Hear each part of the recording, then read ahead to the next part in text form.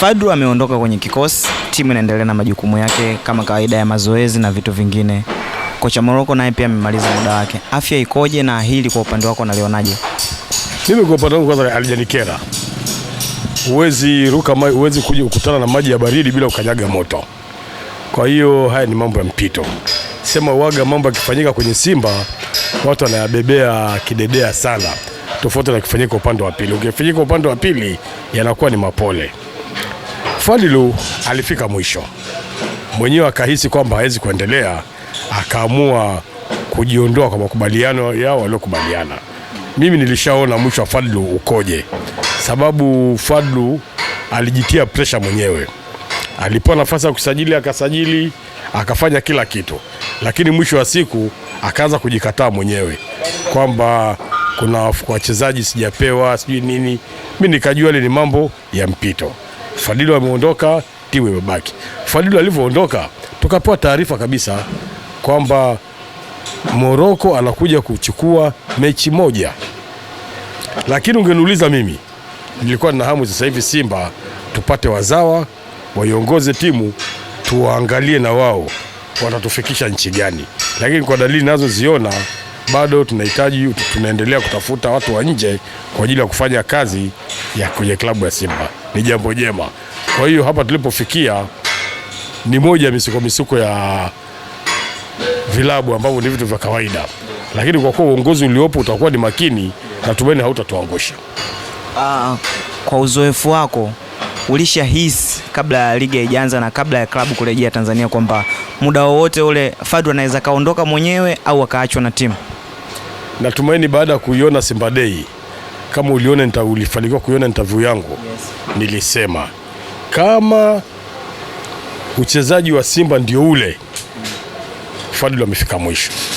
Lakini kama ameficha makucha, hapo sawa. Lakini natumaini mliona kwenye siku ya ngao ya jamii uchezaji ulikuwa ni ule ule. Ni kwamba Fadlu hakuficha makucha, alikuwa amefika mwisho. Na nikasema kama kuna kocha atakuwa na pressure, atakuwa ni Fadlu, kwa sababu alipewa kila kitu alichokuwa nakihitaji kwenye Simba. Lakini Simba ikichemka hakuna atakayemshika uchawi, atajishika mwenyewe. Watu wengi, unajua tatizo la Tanzania, hawa wakimpenda mtu ama wakipenda kitu, hata kama ni cheusi wanakiona ni cheupe, hata kama ni cheupe wanakiona ni chekundu. Sasa mimi nilivyosema, nilipata maneno ya hapa na pale ya kuonyesha kwamba watu wananipinga. Lakini mwisho wa siku baada ya ngao ya jamii tuliona Fadlu alipoishia. Na nakumbuka niliongea tena kwamba kama kocha wa Yanga uchezaji wake naye kwenye Yanga Day nilikwenda, uchezaji wake utakuwa ndio ule, hata kura za Mama Samia Oktoba 29 hazitamkuta, na dalili ndio iliyopo. Kuna mtu mmoja alisema kwamba huwa hawawapi makocha wasajili wachezaji kwa sababu kocha anasajili wachezaji anaowataka na anaoweza kuwatumia. Ikitokea muda wowote akaondoka kwenye club akaja kocha mwingine, wale wachezaji tena inakuwa ni mzozo tena kuwatumia. Fadlu amesajili yeye na ameondoka, wachezaji waliokuepo, kocha mwingine unahisi akija anaweza kawatumia vile ambavyo inapaswa? Kwanza kabisa nataka urejee interview aliyofanyiwaga Magori kuhusu kuwaruhusu makocha kusajili. Alichokijibu Magori ni tofauti na kilichofanyika sasa hivi. Magori alisema huwezi kumwachia kocha akasajili wachezaji, kwa sababu siku akiondoka atakuachia mzigo wa wachezaji ambao kuwatumia hautaweza. Lakini tutasajili sisi wachezaji wenyewe, tumkabidhi kocha. Tukishamkabidhi kocha, hata akiondoka tunajua tutatafuta kocha gani atakaweza kuendana na wale wachezaji. Lakini wamekuja kushangaa safari hii wamemwacha kocha. Kama ni kweli walimwachia kocha, kama ni kweli, sababu saa nyingine sisi wa Tanzania siasa ni nyingi.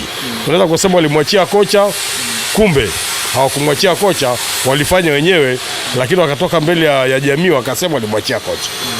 Kama walimwachia kocha tutapata shida kidogo, lakini kama wakumwachia kocha watatafuta kocha ambaye ataendana na wachezaji walipo. Lakini kwa mipira ya Kiafrika hakuna madhara kama kumwachia kocha asajili wachezaji. Kocha Fadilu mpaka tuko kwenye Simba Day amesimama mbele ya umma akaahidi kwamba tutafanya vyema na tunahitaji makombe mwaka huu, lakini baada ya ngao ya jamii Fadilu anatangaza kuondoka. Unategemea nini hapa? Lakini wanasema tuache tuangalie, muda ndio utakaoongea. Kocha Fadlu ameondoka, Morocco amekaimu. Nje ya Morocco, unahisi ni kocha gani wa kizawa anaweza kalisongesha gurudumu la Simba Sports? Kwa maana Morocco yeye mwenyewe amethibitisha kwamba hawezi kurudi tena Simba Sports kwa sababu ana mkataba na TFF. Kwa wazawa, yes, wa kuweza kuiongoza Simba kwa sasa hivi ukimtoa Morocco, yes, karatangu mimi naweza kumpa Mediali wanani wa JKT Tanzania. Kinyume na hapo wamuachie Matola mwenyewe kama ni wazawa. Matola unahisi anaweza kashughulika nayo timu mpaka mwisho? Amekaa na makocha wa kigeni Simba, nikipunguza uongo ni misimu 6 kama kumbukumbu zangu ziko sawa, ni misimu 6 amekaa na makocha tofauti. Kwa maana hiyo atakuwa na kitu kipya. Ahmad Ally wa JKT Tanzania, tetesi zinasema kwamba Simba walimuhitaji kama kocha msaidizi, lakini yeye akagoma, akahitaji kuwa kocha mkuu na sio msaidizi. Unahisi Simba walipaswa kumsikiliza Ahmad Ally alichokuwa nakihitaji? Tanzania, yes, au Tanzania ama vilabu vyetu hivi havijawahi kuwaamini makocha wakizawa hata siku moja. Kwa maana hiyo kama Ahmad Ally anataka kuja kuwa kocha wa kudumu na kocha mkuu kwa Simba asahau, ila kama anataka maslahi aje kuwa kocha msaidizi. Lakini endapo wangefunga macho wakasema kama Morocco tumemkosa, tumchukue Ahmad Ally na Matola tuwape kila unajua kinachoponza makocha Tanzania ni kutokukabidhiwa kila kinachohitaji. Na ni kwa nini? Na wao pia hawawezi kudai kila kitu kinachohitajika kwa ajili ya kazi zao. Wanahisi labda nikisema leo niletewe nyundo, bosi ataona nyundo ya nini, kumbe kwake ina kazi. Akisema leo niletee shoka, bosi atauliza shoka la nini, kumbe kwake lina kazi. Lakini wachezaji na makocha wa kigeni wakija, anakuambia nataka nyundo. Hujamletea nyundo afanye kazi. Ukimletea nyundo anafanya kazi. Nataka shoka. Hujamletea shoka hafanyi kazi. Ukimletea shoka anafanya kazi. Na akifanya kazi anafanikiwa. Kwa nini anafanikiwa? Mpira sasa hivi ni sayansi. Sayansi inahitaji vifaa. Sayansi inahitaji maabara. Huwezi kuwa na sayansi ya kutoa kichwani, bali una sayansi ya kuwa na vifaa. Kwa hiyo kama wanamtaka mkocha wa mzawa, wamkabidhi na kila kitu wanachokihitaji, watafanikiwa. Lakini kama hawataweza kumkabidhi kila kitu kinachohusiana na mambo ya ukocha, waendelee kutafuta makocha wao wa nje ambao wanaweza kufanya vile wanavyotaka makocha. Sawa. Inasemekana kwamba kwenye klabu ya Simba upande wa viongozi kuna matabaka, yani kuna pande mbili tofauti. Kuna mmoja wanasema tuende, kuna wengine wanasema tusiende.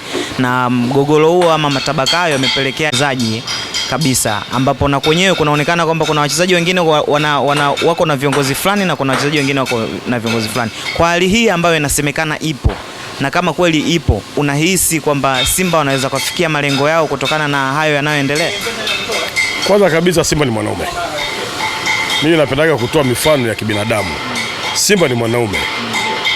Asilimia 51 ni mke wa kwanza. Asilimia 49 ni mke wa pili. Mke wa kwanza ana watoto wake na mke wa pili ana watoto wake. Hapo pana kazi sana. Inatakiwa yule mume awe makini sana kuwaongoza wao wake wawili na familia zao. Hicho kitu kwa Simba kimeshindikana. Simba kuna sintofahamu ya chini kwa chini. Leo anatumiwa Mangungu ni asilimia 51. Kesho anatuhumiwa Tei Ageni ni asilimia 49. Mangungu ana watu wake, ana wapambe wake ambao anapambana Mangungu endelee kuwepo. Tayageni ana wapambe wake ambao anapambana waendelee kuwepo. Wote wanapambana kwa nani? Wanapambana kwa mume ambaye ni Simba. Mangungu abaki kwa Simba na Tayageni abaki Simba. Wenyewe kwa wenyewe hawaelewani kama ilivyo wake wenza wasioelewana. Wenyewe kwa wenyewe hawaelewani. Sasa hapa panatakiwa patoke mtu mwingine aje amsaidie huyu mume kutatua tatizo hili la watu wawili. Vinginevyo aachike mmoja abaki mmoja. Sasa hivi ameachika Tayageni, yuko nje ya game. Lakini Tayageni ana watoto pale. Umeelewa? Ndio. Tayageni ana watoto pale.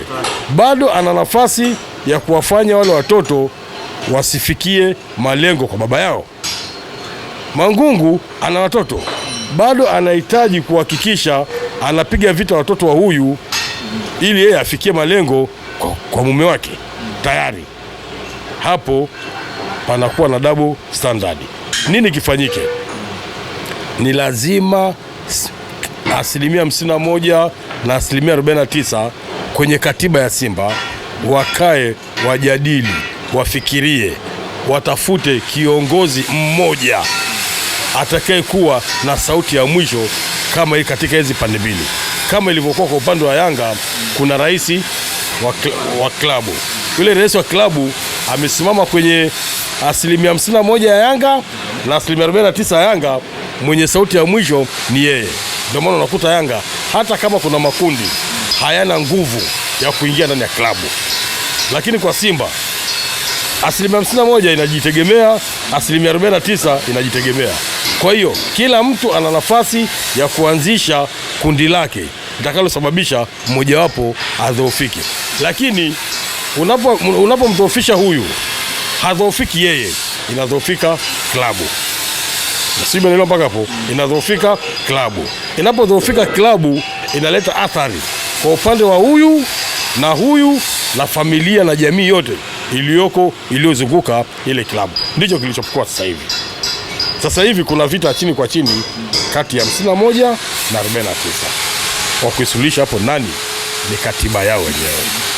Kwa hiyo kwa ushauri wako wewe unaona kwamba Simba Sports wanatakiwa kuwa na mfumo kama ambao wako nao Young Africans, kwamba klabu inatakiwa kuwa na rais na sio kuwa na mwenyekiti wa bodi hii na mwenyekiti wa bodi hii? Of course. Hata kama kuna mwenyekiti, lakini anakuwa ni mwenyekiti wa klabu nzima ambaye atakuwa mkishakaa vikao vyenu huko, wa mwisho wa kuja kutoka mbele ya jamii anakuwa ni mtu fulani. Lakini sasa hivi Mangungu ni kiongozi mkubwa lakini hatoki mbele ya jamii. Tayageni kama alivyokuwa au sasa hivi Magori ni kiongozi mkubwa lakini akitoka kwenye jamii anatoka kimachale. Tuna CEO tangu ameteuliwa CEO. Umeona jukumu la CEO lilofanyika la maana kwenye klabu ya Simba? Unamsikia? Haya, kuna rais wa heshima. Rais wa heshima, hicho ni cheo chake. Hajulikani kwamba ni kipi atakachokiongea kwenye klabu kifanyiwe kazi. Akitaka kuongea kwenye klabu, amfuate mpambe wake, amwambie ndo mpambe aongee. Sasa pale panakuwa na mgongano wa maslahi kila siku. Kitu nimependa maamuzi ya Yanga. Hata kama Galbu ana kitu kinamkera au ana kitu anataka kufanyia marekebisho, uweze kumsikia Galbu ametoka hadharani ukisema, anamfikishia rais wa klabu. Rais wa klabu sasa ndio anatoka yeye kama yeye, ambapo anamcontrol mpaka bosi wake ambaye ni Galbu. Hiyo ingesaidia sana. Sawa. Kwa makundi ambayo yanasemekana yapo ndani ya club na namna ambavyo timu inaendelea na huku kikiwa hamna kocha na mambo mengine kadha wa kadha, unahisi kwa msimu huu Simba wanaweza kufikia malengo yale ambao walikuwa wamejiwekea tangu awali kabla ya msimu wa mashindano kuanza? Mimi nachoshukuru kitu kimoja, tumesulubika mfululizo miaka 4. Sidhani kama mwaka huu watakuwa na upuuzi wa kuifanya Simba ipotee. Na kama wataendelea kuwa na upuuzi wa kuifanya Simba ipotee, itakuwa ni mambo ambayo hayana msingi. Ni lazima sasa hivi wanakaa chini kufikiria na kufanya ni nini kiweze kutokea. Ila kinachoiponza Simba, narudia tena, kinachoiponza Simba ni kujenga machawa. Simba, viongozi wa Simba, kila kiongozi ana chawa wake. Hata Shabaraka ana chawa wake wanaomlinda asitolewe pale. Mfano Mangungu ana chawa wake wakali kabisa. Tena ukimpinga Mangungu, wale chawa wanakuwa kama wakujui tena kabisa, wanakuambia kabisa huyu hata tumjui, hata msijui hata ametokea wapi. Yuko mtoto mmoja wa tawi moja alidikiwa kusema hata ajui mzee Kamwe katokea wapi, lakini kila siku tuko naye kwenye safari za Simba. Kisa tu nimesema tu mapungufu ya Mangungu akawa shida. Nikaona haya ndio mambo ya uchawa. Machawa wa Kitanzania hawaangalii faida ya klabu, sio klabu chochote. Hata machawa rais wa mama, machawa wa mama hawaangalii maslahi ya nchi, wanaangalia maslahi yao binafsi kutoka kwa mama. Hao nao wanaangalia maslahi yao binafsi kutoka kwa viongozi wao. Sasa ukija kwa Tayageni, ana machawa wanaomlinda kwa nguvu zote, inaelekea wamezidiwa nguvu. Hivi tayari Magura ameshaingia kwenye uongozi, ana machawa tayari, kashatengeneza machawa. Sasa ile timu haiwezi kutengenezwa na chawa. Kiongozi anaongea kwa kupitia machawa. Unamsema kiongozi sasa hivi, ukishamsema kiongozi hakujibu kiongozi, anakujibu chawa. Sawa, si umeelewa? Anakujibu chawa. Sasa kama anakujibu chawa, hamna uongozi. Sawa. Nikutoe nje ya ushabiki wa Simba Sports, nikurudishe kama mdau wa michezo. Young Africans jana wamesale. Kwa jicho lako wewe la michezo, shida ilikuwa wapi hasa? Kwanza kabla nataka kusema nasikitika sana, uchaguzi wa Oktoba mama amekosa kura 2. Nani? Amekosa kura ya Fadilu na sasa hivi anakosa kura ya Roman Force anaikosa. Yule bwana hapigi kura Tanzania. Oktoba hapigi kura. Oktoba hapigi kura. Yanga haijamalizwa na Yanga. Yanga imemalizwa na kocha. Yule kocha bado.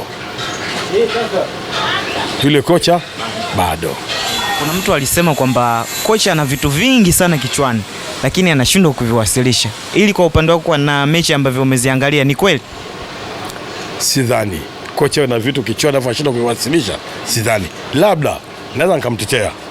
Hii kucheza back to back inamfanya kweli kocha ashindwe kuwasilisha vitu, sababu hajakaa sawa mechi. Akienda anapoishia akisema enda kaanzie pale, hajakaa sawa mechi. Hiyo pia nayo inaweza kuwa ni athari ambayo viongozi wa TFF hawataki kuiona, lakini hakuna mwaka utakuwa na ligi mbovu kama mwaka huo. Kwa maana ipi hasa? Kwanza tumechelewa kuanza ligi. Vilabu vimechelewa kupata maandalizi. Sawa. Kwa maana hiyo hii ligi itakuwa ni songo mbingo. Ligi inachezwa Jumatatu hadi Jumatatu. Mpaka mtu unasahau kwamba lini kuna ligi. Hatuna utaratibu. Hakuna ligi itakuwa mbovu kama ligi ya mwaka huu. Muda utaongea. Kwa hiyo kwa upande huo hasa yani maoni yako ni kwamba TFF wanabidi wakae chini pamoja na bodi ya ligi wajitathmini jinsi ya kuweka hapa vitu sawa ili ligi iende sawa. Natumeni wamechelewa. Tuache tu tuburutane tena, msimu upite, tuangalie tena msimu ujao kama tutapanga nini. Lakini nina imani wamechelewa. Jambo la kwanza, TFF hawana huruma na vilabu. Wao wana huruma na ratiba yao, lakini huruma na vilabu hawana. Sasa kwa kuwa hawana huruma na vilabu, itakuwa ni vigumu sana vilabu kufikia malengo katika ubora unaohitajika. Tumetoka kwenye CHAN. Yes. Timu zimeenda season siku 10. Zimeingia kwenye ligi. Imeanza ligi siku 2, klabu bingwa, shirikisho. Hazijapumzika ligi. Haitapumzika klabu bingwa. Unajua wale ni binadamu, wana moyo wa nyama, wana moyo wa chuma. Tusubiri tutaona ligi itafika wapi. Kwa mwenendo huu kuna namna yote tunaua vipaji vyetu vya hapa Tanzania. Tena kwa haraka sana. Na ndio maana mpaka leo tunashindwa kuzalisha vipaji vipya, bado tunaendelea kuang'ang'ania kina Kapombe kuwa waandamizi kwenye timu ya taifa, sababu muda wa kuandaa vipaji Tanzania hakuna. Kama Young Africans watazembea, huenda wakapoteza makombe ambayo walichukua msimu uliopita. Siwezi kuwasemea kwamba watazembea ama watazembea. Ligi ni marathon. Hata sisi sisemi kwamba tumepiga hatua. Hata sisi tuko kwenye marathon. Mwenzako unaweza ukampita mwenzako asubuhi, jioni akakupita. Asubuhi ya kesho ukampita, jioni akakupita. Mwisho wa siku ndio utakaoamua.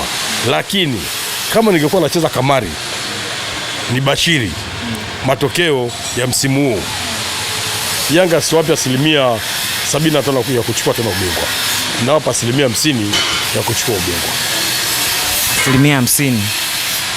50%. Naomba nipe top 4 yako ya mwaka huu. Iliyokuwepo mwaka jana itaendelea. Namba 1 atakuwa nani? Hapo juu sasa ndio pana mtihani. Watakuwa Yanga au Simba.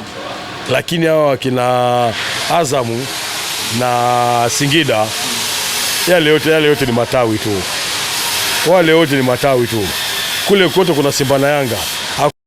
Atakaye kubali hilo neno. Wale wote ni matawi tu. Lakini top 4 iliyokuwepo mwaka jana ndio top 4 itakayokuwepo mwaka huu. Sawa. Nikurudishe kama mzazi. Kuna namna yoyote unapata nafasi au mwanao Ali Kamwe anakutafuta kwamba baba anahitaji ushauri kuhusu jambo fulani, au wewe unampigia kumshauri kitu fulani au kumwelekeza jambo fulani? Unajua mimi ni fundi Mimi sio mwandishi. Na yeye ni mwandishi. Yeye sio fundi. Suala la kazi yake sitaki kuliingilia hata kidogo. Na suala la kazi yangu pia ya ufundi sitaki aniingilie hata kidogo. Mimi ushauri wangu kwa Ali ni mambo ya kifamilia. Mambo ya kifamilia na mshauri. Mambo ya kifamilia na mshauri. Na hata pakitokea hitilafu za hapa na pale na mshauri. Mimi ni mtu wa demokrasia. Napenda sana kusikiliza maoni ya mtu kabla sijatoa maamuzi. Mimi napenda kuheshimu maamuzi ya mtu zaidi ya mimi kumpa ushauri. Lakini kwenye maoni ya kifamilia lazima niwe mshauri. Kwa hiyo kuna namna ambavyo Ali Kamwe huwa anakutafuta kama baba sasa kuhitaji ushauri wa namna yoyote ile nje ya kazi yake, kwamba baba, kuna jambo fulani kwenye maisha yangu naendelea hiki, kunaendelea hiki. Unajua sasa nikwambie, wewe umesoma. Nasema tu kwa mfano, babako hajasoma kabisa. Si ndio Lakini babako ndio kupeleka shule ukasoma. Mwenye akili nani? Mwenye akili nani? Si baba. Ndio maana Mwinyi nani, Mama Samia pale au Mwinyi sio na mama zao, si rais wa nchi. Lakini dakika mwisho anakuambia acha niende kwa mama nikapokee nini? Ushauri. Aliyekupeleka shule baba yako ndio aliyekuzaa, au wazazi wako ndio waliokuzaa, wakapata akili ya kukusomesha, alafu mwisho wa siku ukapata akili ya kuwaongoza. Lakini pakifikia ushauri lazima uende kwa baba. Na ukienda kwa baba usitegemee ukakutana na ujinga uliokuwa unakifikiria wewe. Unaweza kaenda pale ukajikuta hata ile elimu yako ulikuwa unaifikiria, kumbe kulikuwa kuna elimu ya kiasili yenye faida. Kwa hiyo ndivyo ilivyo. Mimi na Ali tunakaa tunashauriana mambo ya kifamilia, tunamaliza. Sisi hatuna urafiki wa Simba na Yanga tu. Kwa kweli huo ni wadui. Simba na Yanga hatuna urafiki. Lakini kwenye kifamilia tuna urafiki. Ndio maana unakuta hata kwenye shughuli zake za kijamii, si unaniona wala. Ningekuwa sina ushauri, mimi nilikuwa mshenga wala. Nilikuwa baba na nikawa mshenga. Kwa hiyo ndio ushauri wenyewe. Tubaki hapo hapo. Kuna maneno ambayo yalikuwa yanaendelea wiki kadhaa hapo nyuma zilizopita kwamba ndoa ya mwanao au kijana wako imevunjika. Kwenye hili hasa alipata nafasi ya kushirikisha? Kama kweli imevunjika, alipata nafasi ya kushirikisha na kumshauri chochote, au na wewe ulisikia tu mitandaoni kama tunavyosikia sisi? Hili swali limeulizwa sana. Na hili swali natumaini lilikuwa limeshapoa. Lakini naona nataka kuliamsha kiubabe. Ali kweli habari zilivuma kwamba ndoa yake imevunjika. Ila ndoa ya Ali kama watu wanavyofikiria haijavunjika. Bali nielewe, ndoa zina milima na mabonde. Sawa. Ni watu wamepumzishana. tofauti zao zikiisha watarudi, lakini na ikibidi kupeana talaka huko kwa huko pia, kama tofauti hazitakuisha watapeana talaka. Na haiwezi kuwa ajabu hali kuoa na kuacha, na sio mtu wa kwanza kuoa. Hata kuna wale walioa siku ya kwanza, siku ya pili, siku ya tatu wakaachika ama wakaacha. Kwa maana hiyo ni ndoa tu ina itilafu, japo ilikuwa ni mpya, lakini hata kama ni mpya, itilafu kwenye ndoa hazikosekani. Kwa hiyo suluhisho lao litakapokuwa zuri na tuko kwenye mazungumzo, likitulikiwa sawa, ndoa yale itaendelea. Lakini kama zikishindana, basi ndoa litakuja. Ndio maana umeona hali amekuwa kimya, hataki kuongelea chochote. Umeona, hataki kuongelea chochote sababu anajua lolote litatokea hapo katikati. Sawa, asante mzee Kamwe. Tumalize na hili. Umeipa Young Africans 50% za kuchukua ubingwa msimu huu. Timu yako Simba Sports Club unaipa asilimia ngapi? Yaani kwenye Yanga na Simba natoa 50 kwa 50. 50-50. Hao wengine wote ni wasindikizaji tu. Kwa hiyo atakayeshinda dabi ndio atakuwa bingwa. Nataka hapo muongea pointi sana. Atakayeshinda dabi atakuwa bingwa. Miaka yote minne sisi tumepoteza ubingwa kwenye dabi. Hesabu pointi. Tumepoteza ubingwa kwenye dabi. Simba wakikubali kwamba sasa kufungwa na Yanga basi tutakuwa mabingwa. Lakini kama hawakukubali kufungwa na kwamba tumechoka kufungwa na Yanga, hawatopata ubingwa. Unajua Simba haijashindwa kumfunga Yanga. Hiyo kitu tunasema kila siku. Simba haijashindwa kumfunga Yanga, ila viongozi wa Simba bado hawajaridhika, hawajakubali kuifunga Yanga.